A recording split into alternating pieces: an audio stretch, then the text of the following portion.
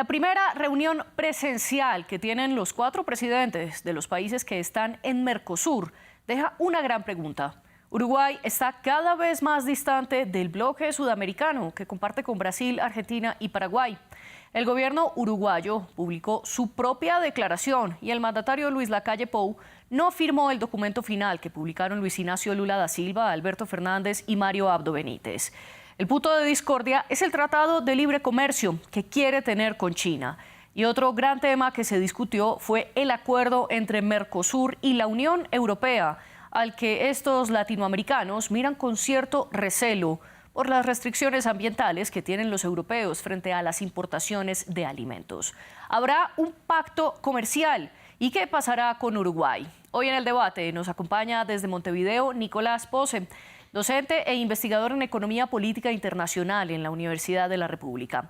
Y desde Buenos Aires nos acompaña Delia Flores, especialista en Mercosur y empresaria en servicio al comercio exterior, aduana y transporte internacional de cargas.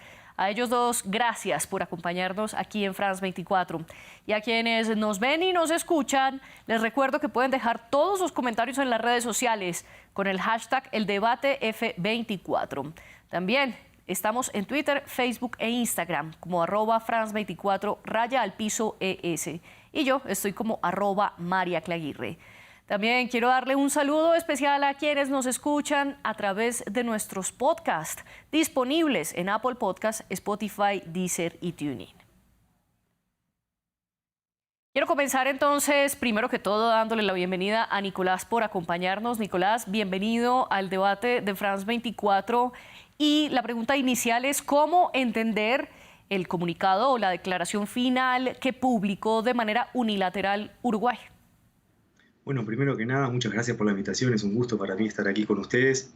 En segundo lugar, agregar que esta no es la primera ocasión en la que Uruguay no accede a firmar el comunicado final tras una cumbre presidencial de Mercosur. De hecho, ya tenemos antecedentes en el marco de estos últimos años. Ha sido una política llevada adelante por el gobierno uruguayo encabezado por el presidente Lacalle Pou, en la medida que el resto de los socios de Mercosur, en particular los más grandes, pero también acompañado por Paraguay, no han aceptado la propuesta o la demanda de Uruguay de flexibilizar el bloque. Por flexibilización entiendo una cosa bien concreta, que es la posibilidad de que los miembros de Mercosur firmen por su cuenta bilateralmente acuerdos de comercio preferencial con terceros. Uruguay está en particular interesado en procurar un acuerdo de este tipo con China.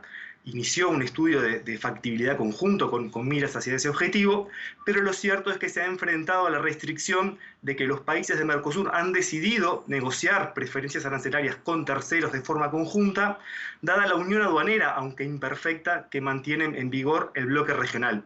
En ese marco, Uruguay, al enfrentar la negativa de sus miembros a flexibilizar esta disposición, es que opta por este camino de no firmar la declaración común y, por el contrario, publicar un comunicado en separado. Delia, bienvenida al debate de France 24. Nicolás ya nos explicaba y nos daba la abrebocas sobre la palabra clave o una de las claves en estas declaraciones, y es la flexibilidad que pide Uruguay a Mercosur. Mercosur, por el contrario, no publica esta palabra en su comunicado. ¿A qué se debe esto, especialmente teniendo en cuenta que, al igual que Uruguay, Brasil también tiene como su mayor aliado comercial a China? Hola, ¿qué tal? Buenas tardes y muchas gracias también por permitirme estar aquí. Yo creo que el Mercosur está estancado ya de hace más de 10 años y esta flexibilidad que pide Uruguay en la práctica es la que todos deberíamos pedir, porque ha quedado, como bien dice Ignacio, solamente en una unión aduanera imperfecta y no ha avanzado más. Lógicamente, China no aceptó hacer un acuerdo en forma bilateral con Uruguay porque esto no está contemplado en el acuerdo del Mercosur, que obliga a que se realicen acuerdos cuando todo el bloque lo acepta. Lógicamente la palabra flexibilizar no aparece en este comunicado, porque evidentemente el resto del grupo no está apoyando todavía esta flexibilización, de hacer acuerdos bilaterales de los países miembros. Ustedes tienen un punto en común y es decir, Mercosur está estancado. Delia, le quiero preguntar sobre un punto y es que usted habla de una unión aduanera imperfecta y de hecho las aduanas también y los aranceles también fueron uno de los puntos que Uruguay recalcó en su declaración única y que no está en el comunicado de Mercosur. Uruguay, por ejemplo, dice que no hay arancel externo común dentro de los 4 países de Mercosur y también se queja de que haya restricciones no arancelarias, es decir, cuando un país puede tomar una decisión unilateral para impedir que algún producto de los otros 3 países ingrese a su propio territorio. ¿Cómo es posible que Mercosur se haya creado con la intención de ser un mercado único, casi un libre comercio dentro de los 4 países o los países miembros de Mercosur y no exista ni un arancel común y además haya restricciones unilaterales? Exactamente, es lo que bien decís. El Mercosur fue creado con la finalidad de llegar a ser un mercado común, pero no llegó a su anteúltimo escalón o peldaño, que es el del mercado, el de la unión aduanera, imperfecta porque no llegó a finalizar el escalón de la unión aduanera.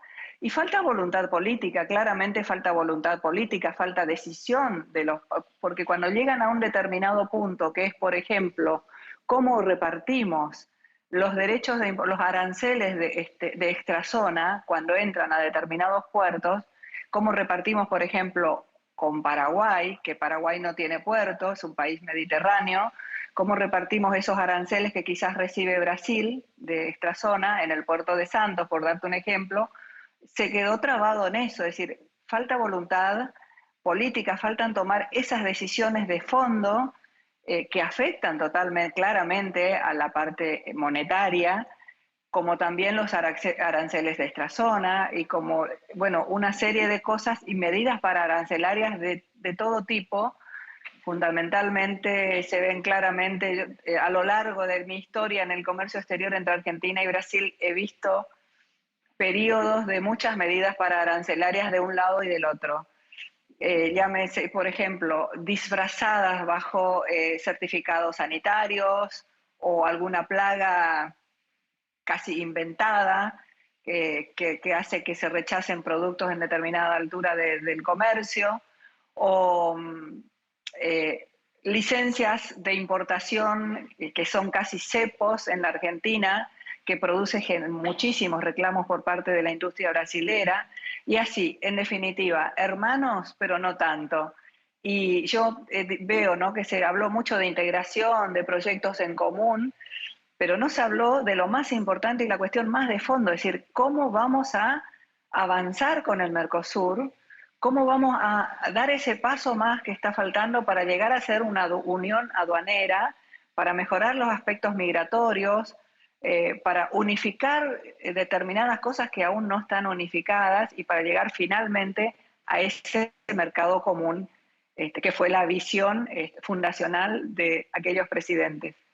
Y teniendo esto en cuenta, Nicolás, entonces, ¿usted qué cree que pueda pasar con Mercosur? Coinciden en que está congelado, pero se puede hablar de que en algunos años pueda dejar de existir dadas estas divisiones internas y estas diferencias o no, y que, por el contrario, incluso la idea de incluir a Bolivia podría hablar de que Mercosur sigue y seguirá vivo. Bueno, a ver, yo creo que una característica que ha marcado a Mercosur en su historia de 32 años es, por un lado, la resiliencia. Es decir, el bloque, a pesar de las múltiples crisis políticas y económicas que han atravesado sus miembros, a pesar de la multiplicidad de dificultades para comerciar, para arribar a acuerdos comunes, muchas veces para implementar los acuerdos comunes a los que se arriban, lo cierto es que el bloque sigue allí, permanece y ha sobrevivido a distintas coyunturas que lo pusieron bajo tensión. Tal vez la más reciente la constatamos en el marco de dos gobiernos en Argentina y Brasil de signo político muy distinto, el gobierno de Jair Bolsonaro y el gobierno de Alberto Fernández, en donde los presidentes prácticamente no tenían contacto a nivel personal, en donde había una fuerte animosidad entre ambos gobiernos, y así todo el bloque logra sobrevivir, logra seguir adelante, lo que nos muestra que por un lado las partes, los países que lo integran, valoran la existencia de Mercosur, porque de lo contrario se hubieran retirado o hubieran desarmado el mecanismo. Dicho esto, a pesar de la resiliencia del bloque, lo cierto es que también se constatan persistentemente dificultades para avanzar, para resolver distintas cuestiones que están pendientes en la agenda de Mercosur. Por un lado, asegurar una efectiva concreción del área de libre comercio, es decir, remover las barreras no arancelarias al comercio intrarregional a las que hacía referencia Delia, perfeccionar los instrumentos de relacionamiento externo con el resto del mundo, ya sea consolidando un arancel externo común o buscando alguna otra alternativa que permita por lo menos ordenar una gran dispersión que existe hoy a nivel del arancel externo común, sobre todo a partir de estas dinámicas negociadoras entre Argentina y Brasil entre 2019 y 2020, cuando Brasil procuró reducir el arancel externo común, Argentina se oponía a esa medida y bueno, llegaron a un acuerdo de compromiso en el cual se aplicó una rebaja parcial a algunos bienes, no a otros, y la cual Brasil la ha implementado en mayor medida que el país argentino. Por lo que es cierto que hay una necesidad de reordenar un montón de instrumentos, un montón de herramientas, pero así todo también vemos la continuidad del bloque e incluso, como tú bien mencionabas, la búsqueda de otros países de acceder. Es el caso de Bolivia, que espera hasta el día de hoy por la decisión del Congreso brasileño. Tenemos la voluntad de los 4 ejecutivos que integran como miembros plenos actualmente Mercosur. Tenemos también la voluntad de los parlamentos de Uruguay, de Paraguay y de Argentina, pero el ingreso como miembro pleno de Bolivia al Mercosur permanece estancado en el Congreso brasileño.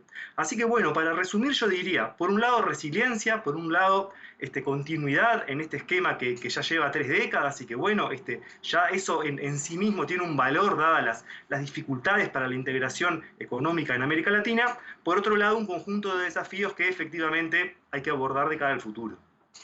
Aunque la pausa de que Bolivia haga parte o no de Mercosur en este momento está en el campo de juego de Brasil, también dice mucho lo que pasó con el comunicado de Uruguay, porque el gobierno uruguayo simplemente destacó, con esta palabra destacamos, la reunión de adhesión que se hizo con Bolivia en miras de vincularlo al bloque, mientras que en el comunicado conjunto fueron mucho más positivos y dijeron que expresaban su voluntad en avanzar en esa adhesión. ¿Hay una oposición de Uruguay a que Bolivia pertenezca a Mercosur, sobre todo por las diferencias políticas entre el gobierno de Luis Lacalle Pou y el gobierno de Luis Arce?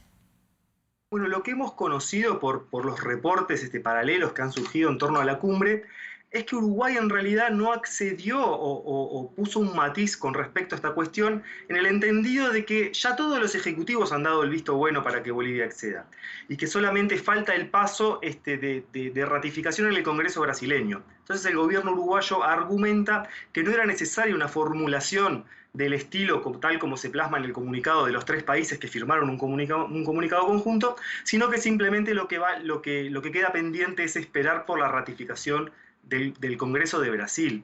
Yo creo que en realidad lo que refleja esto es un descontento, una insatisfacción más general de Uruguay con el funcionamiento del bloque, en particular en la cuestión que hablábamos de las relaciones con el resto del mundo y con algunas cuestiones del funcionamiento intrazona que se derivan en estas cuestiones. Por ejemplo, en esta cuestión de marcar un matiz en un tema que no es central en la agenda de Uruguay, u otro matiz que no surgió en el comunicado de Uruguay, pero que sí lo pudimos observar en las alocuciones de los presidentes, cuando el presidente Lacalle Pou plantea que en el marco de la cumbre CELAC-Mercosur espera que el presidente ucraniano Zelensky tenga la posibilidad de abordar a la reunión y presentar la situación de Ucrania en el contexto de la guerra, de la invasión rusa. Sabemos que el resto de los países de la región han mantenido una posición en la que, si bien condenan esta invasión, han procurado mantenerse algo más neutrales en torno a este conflicto y por lo tanto no han aceptado la solicitud de la Unión Europea de que en la cumbre CELAC, Unión Europea, que tendrá lugar en las próximas semanas, exista esta intervención de Ucrania.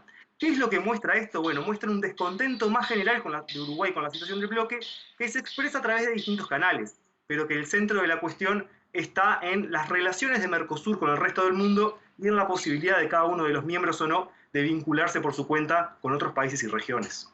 Y otro de los descontentos es sobre Venezuela, que también lo vamos a abordar más adelante, pero antes le quiero preguntar a Delia si tiene para usted algún sentido que un mecanismo como Mercosur, que todavía no termina de funcionar adecuadamente, se le sume otro jugador como Bolivia.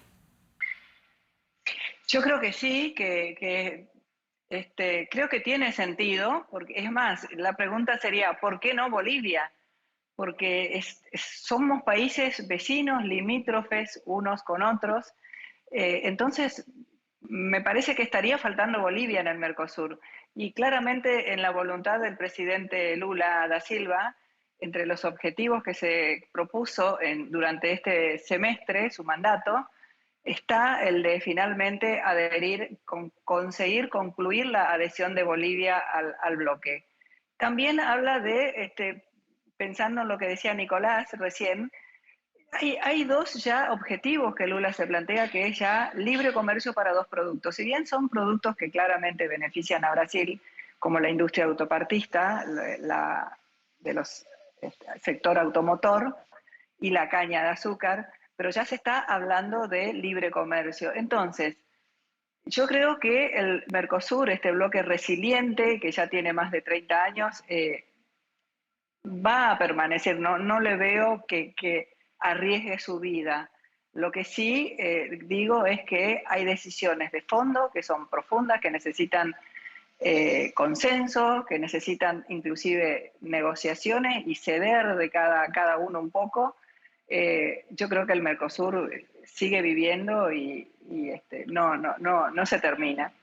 No se termina, ¿cree usted entonces, Delia? Quiero regresar con Nicolás muy brevemente para que comentemos las diferencias de nuevo del presidente uruguayo Luis Lacalle Pou frente a Venezuela, unas diferencias que ya venían desde antes, las veíamos en la cumbre que hizo Brasil para la integración regional y a la que fue el presidente Nicolás Maduro, y que también tuvo una diferencia entre Lacalle Pou y Gabriel Boric, que se opusieron a las palabras de Lula, que un poco matizaba la situación en Venezuela. En esta cumbre precisamente de Mercosur que se realizó en Puerto Iguazú, Argentina, de nuevo vuelve a la mesa la diferencia de Venezuela. Sin embargo, Venezuela no es un país miembro de Mercosur.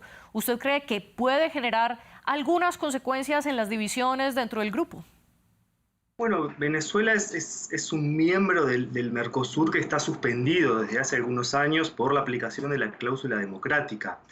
Y en ese marco, ahí, a diferencia de otros asuntos, las posiciones de Uruguay y de Paraguay han coincidido en señalar que, bueno, que no se han generado las condiciones de un retorno a un régimen político democrático como para rehabilitar el ingreso de Venezuela.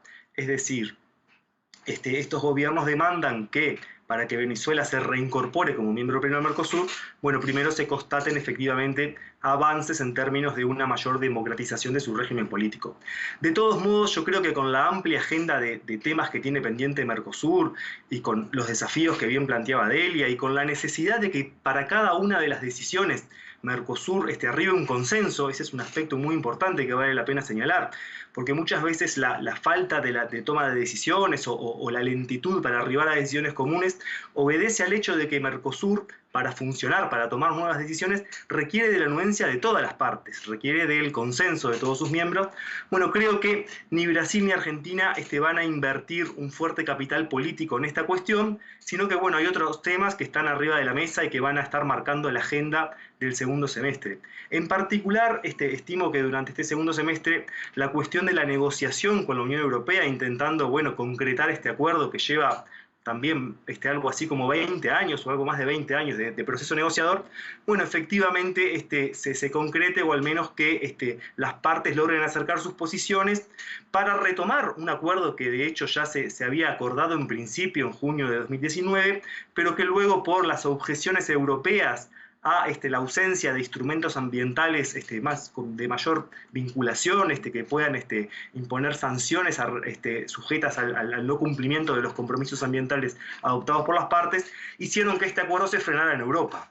Y que luego, bueno, dado el nuevo contexto geopolítico global y el cambio de signo político en Brasil, la Unión Europea haya retomado esta negociación haya trasladado a los miembros del Mercosur una nueva propuesta con un instrumento ambiental adicional y que los miembros del Mercosur, si bien no aceptan esta formulación original europea, bueno, se han comprometido a realizar una contrapropuesta para negociar durante el segundo semestre de este año, coincidiendo además con las presidencias pro tempore de Brasil en Mercosur y de España en la Unión Europea, que tradicionalmente ha sido un país muy afín a este instrumento. Entonces creo que para el segundo semestre la agenda va a estar marcada por esta negociación externa y por algunos asuntos de la agenda intrarregional, como bien planteaba Delia, la cuestión de los sectores que todavía permanecen excluidos de la zona de libre comercio de Mercosur, sector automotriz, sector azucarero, y por la remoción de barreras no arancelarias o la búsqueda de mecanismos que permitan superar restricciones estructurales, como por ejemplo las que atraviesa Argentina con sus dificultades financieras, y en ese contexto la búsqueda de comerciar en monedas locales o de generar mecanismos de compensación de pagos que permitan reimpulsar el comercio interregional, que parece ser uno de los objetivos de Brasil y en ese caso sí compartido por el resto de los miembros del bloque. Y ya vamos a analizar también el punto con la Unión Europea y el acuerdo tan esperado y que en 2 décadas no se ha podido concretar. Delia, sin embargo, quiero preguntarle, Nicolás afirma que ni Brasil ni Argentina van a poner tanto esfuerzo político para vincular de nuevo a Venezuela a Mercosur. ¿Usted considera que la posición de Lula sí va a ser apoyar a Venezuela y a su reingreso a los diferentes mecanismos que existen en la región, incluido Mercosur, o no? Yo creo que va a apoyar, pero hasta cierto punto. Lamentablemente, el Mercosur está dividido, inclusive en partes iguales, casi diría, por cuestiones ideológicas. Claramente se nota ahí la ideología porque Uruguay y Paraguay opinan de un modo y Argentina y Brasil de otro. Pero creo que realmente el presidente Lula, no va a gastar tanto capital político en Venezuela. Brasil tiene políticas claras, tiene objetivos claros y realmente conociendo cómo funcionan, yo creo que el apoyo va a ser, ¿cómo diría? Más sutil por decirlo más así. Sutil. Sí, Más diplomático. Sí. No se va a jugar la vida ni el liderazgo por una cuestión ideológica. Claro, ahora sí miremos hacia el exterior y hay 2 jugadores claves sobre la mesa para Mercosur. Uno es la Unión Europea, con el que están intentando lograr un acuerdo comercial desde hace 20 años, como bien lo decía Nicolás, y por el otro lado está China, que Uruguay de manera unilateral ha intentado hacer un tratado de libre comercio con los chinos, pero hay un elemento aquí súper importante y es que China es el mayor socio comercial, es con el que más exportaciones tienen tanto Brasil como Uruguay. Uruguay exporta un 28% de sus productos a China y Brasil lo hace con el 26% de sus productos.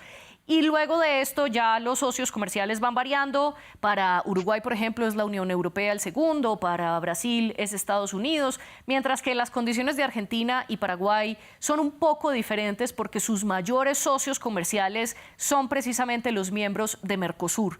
Entonces, en este sentido, Brasil y Uruguay tendrían razones para tener mayor interés en que se avance en un acuerdo con la Unión Europea o con China.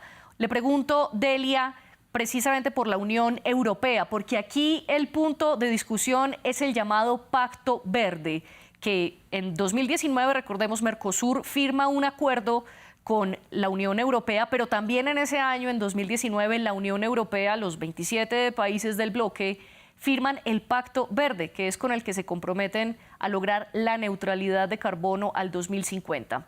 Y hacen 7 pilares de manera interna, pero que también afectan a sus socios comerciales.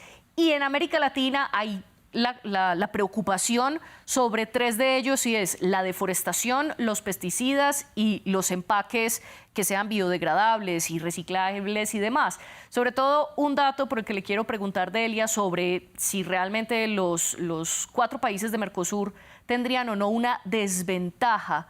Y es que, por ejemplo, la Unión Europea quiere sancionar una lista de pesticidas y agroquímicos que son los que usa precisamente las plantaciones de soya. Y 1/3 del territorio latinoamericano está sembrado en soya y los exportadores por excelencia de soya en Mercosur son sin duda alguna Brasil, Argentina y Uruguay.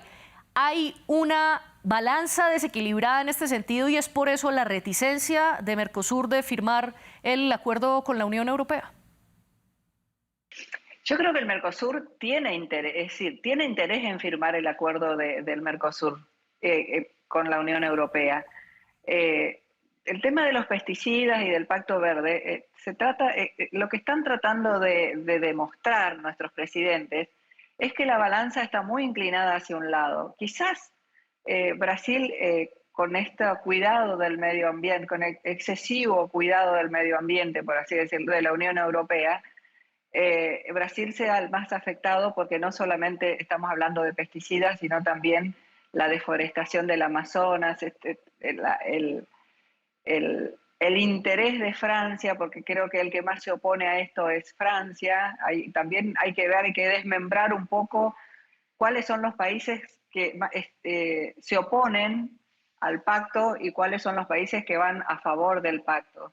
Entonces hay muchas cuestiones económicas, proteccionismo, mucho proteccionismo por parte de la Unión Europea, que también el Mercosur reclama.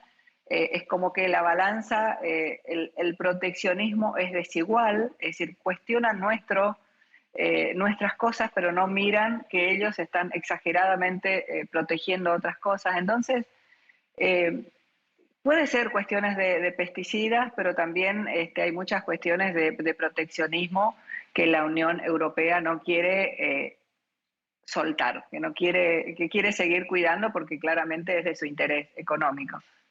Nicolás, antes de preguntarle por ese proteccionismo y si usted está de acuerdo o no, le quiero hacer una pregunta y es, ¿no es un poco hipócrita por parte de los países de Mercosur decir nosotros somos líderes ambientales, Brasil tomar el liderazgo ambiental contra la deforestación, pero a la hora de sentarse con la Unión Europea decir no, pero no quiero que nos pongan tantas restricciones para que los productos, por ejemplo la carne, no venga de campos que han sido deforestados? Bueno, a ver, lo que sucede es que en 20 años de negociación, el arribo a un acuerdo que compensara un poco las ganancias y las pérdidas de cada una de las partes en estas tratativas tan complejas, fue el arribo a un equilibrio muy delicado, un equilibrio que pende de un hilo, por ponerlo de modo bien ilustrativo. Por algo la negociación fue tan ardua durante tantos años y por algo durante tantos años las partes no lograron ponerse de acuerdo. Cuando en junio de 2019 los dos bloques cierran un acuerdo en principio, bueno, finalmente habían alcanzado ese compromiso que balanceaba un poco ganancias y pérdidas para ambas regiones en el marco de un acuerdo comercial. Lo que sucede es que estas nuevas exigencias que aparecen desde la Unión Europea para, por otro lado, tratar de aminorar las resistencias internas que este acuerdo genera en Europa, en algunos países como Francia, como bien decía Delia, y en otros países, incluso parlamentos nacionales que también se han manifestado en contra del acuerdo, lo que sucede es que esto cambia un poco esas reglas de juego que se habían acordado en 2019. Cambia un poco el balance de costos y beneficios esperados. Por lo que allí surgen contrapropuestas desde países como Argentina, desde países como Brasil, de decir, bueno, si se va a plantear la necesidad de rediscutir una adenda ambiental, ¿por qué no discutir el capítulo de compras gubernamentales, como ha planteado Brasil, para reservarse un mayor espacio para sus políticas de desarrollo doméstico? ¿Por qué no rediscutir, como ha planteado el gobierno de Argentina, las implicaciones, como tú bien decías, del Pacto Verde para las ventas de Mercosur a Unión Europea, que pueden ir incluso independientemente a la vía de este acuerdo, porque las exportaciones de soja del Mercosur hacia Unión Europea no están gravadas por aranceles. Es decir, que incluso en la ausencia de un acuerdo, estas exportaciones ya están yendo a Europa libre de impuestos. Lo que sucede es que estas nuevas restricciones que por motivos ambientales pueden introducir barreras no arancelarias, lo que hacen es amenazar este balance de costos y beneficios para ambas partes, que como decía, la negociación de 2019 es el resultado de un equilibrio muy delicado, se quiere fácilmente de romper, y un poco lo que está sobre la mesa es eso, es el cambio de las reglas de juego y bueno, la necesidad de buscar un nuevo equilibrio que consiga que ambas regiones puedan finalmente concretizar este esperado acuerdo. Delia, con este proteccionismo del que usted nos hablaba y el delicado balance que plantea Nicolás, ¿qué tan lejos o qué tan cerca está que Mercosur finalmente firme y pacte un acuerdo con la Unión Europea? Yo creo que estamos cerca. Creo que estamos cerca. Hay voluntad de varios países de la Unión Europea, hay voluntad también del Mercosur, independientemente de este complicado equilibrio que tenemos que buscar, ¿no? El proteccionismo también en las compras nacionales, que decía Nicolás, es verdad. Nuestros países prefieren que las compras públicas, darle prioridad a las empresas nacionales, pero todo son cosas que se pueden ir conversando. Lo importante es que se vaya avanzando, que reuniones, ir destrabando cosa por cosa, pero me parece que hay posibilidades, sí, de que este acuerdo avance y que finalmente se concrete. A propósito de las reuniones que usted menciona, hay un punto y es cómo lograr que finalmente se concrete este acuerdo teniendo aún las diferencias dentro de Mercosur. Y es que, por un lado, el presidente argentino Alberto Fernández culpó a la Unión Europea del retraso del acuerdo y en su declaración unilateral, Uruguay dice, no, Mercosur dejó de reunirse en 3 ocasiones con la Unión Europea por falta de no tener un borrador a proponer. Finalmente, ¿a quién se le puede atribuir este retraso? Yo no creo que haya que culpar a la Unión Europea. Quizás sí, han habido países que se han opuesto claramente, insisto, con Francia, pero también hay países que han impulsado muchísimo, como España. Entonces no creo que sea la Unión Europea el culpable de que esto no haya podido todavía concretarse. Hay muchas decisiones políticas, influye mucho la ideología, pero casi te diría que es una cosa más, una opinión subjetiva de parte de nuestro presidente, más que de la realidad concreta de los hechos. En lo que usted nos dice, interpreto que para usted la responsabilidad de esta lentitud está más del lado de Mercosur. Sí. Perfecto. Quiero entonces ir con Nicolás. Nicolás, para ir cerrando, China, ¿cuál es el temor que tiene Mercosur frente a China y por qué la imposibilidad de que Uruguay negocie un tratado de libre comercio? Bueno, la imposibilidad de negociar un acuerdo bilateral radica en lo que conversábamos anteriormente. Los tratados del Mercosur van en contra de la posibilidad de que cada uno de sus miembros pueda bilateralmente negociar preferencias arancelarias que perforen esa buscada unión aduanera. Entonces la vía bilateral se cierra por ese lado. En cuanto a la búsqueda de un acuerdo en conjunto, aparecen diversas dificultades, tanto para los países con entramados industriales más extendidos, como pueden ser Argentina o Brasil. China supone un enorme desafío en materia de competencia en bienes industriales, mayor que la que puede representar un socio como la Unión Europea, por lo que allí tenemos un fuerte desafío de economía política, que a su vez no es propio de los países de la región, ¿verdad? Vemos que este desafío de la competencia china en los mercados mundiales de manufacturas ha afectado incluso a las principales potencias consolidadas en esta materia, sea europeas o norteamericanas, y para los países del Mercosur con estos entramados industriales, esta presión competitiva es incluso mayor. A eso tenemos que agregar un desafío de naturaleza política, que es que Paraguay no mantiene relaciones diplomáticas con la República Popular China, sino que continúa manteniendo relaciones diplomáticas con Taiwán, por lo que también tenemos este desafío diplomático a la hora de pensar un acuerdo del bloque con el gigante asiático en su conjunto. ¿Qué creo yo que va a suceder? Bueno, lo que estimo que los países de Mercosur van a procurar o van a explorar es la búsqueda de algunos acuerdos más parciales o de acuerdos en sectores específicos en los cuales haya mayor espacio para la cooperación. Puede ser el sector energético, pueden ser acuerdos concretos de financiamiento para el desarrollo de algunos proyectos conjuntos, pero veo que el escenario de un acuerdo de libre comercio, de comercio preferencial más abarcativo, está muy en el lejano plazo. No lo veo que sea un escenario factible de corto o mediano plazo. A lejano plazo, entonces, puede estar este tratado con China. Delia, ¿usted qué opina al respecto? ¿Es posible o no que los países, sea de manera individual o como Mercosur, logren un tratado con los chinos? Bueno, China ya es palabra mayor y si bien para muchos países es un gran asociado, un gran comparador, también es una gran amenaza. Coincido con Nicolás de que quizás por ahora sea más posible, más factible, acuerdos en determinadas áreas de negocios, sectores, pero no del bloque. yo lo veo como más si todavía hay que destrabar muchos resortes con la Unión Europea, me parece que con China va a ser más complicado llegar a ese acuerdo en bloque. Otro capítulo aparte, entonces, que sin duda será muchísimo más complicado. Nicolás Posse y Delia Flores, gracias por acompañarnos en el debate.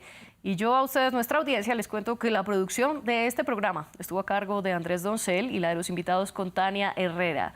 También le agradezco al equipo técnico que hizo posible este debate. Ustedes sigan conectados con France 24.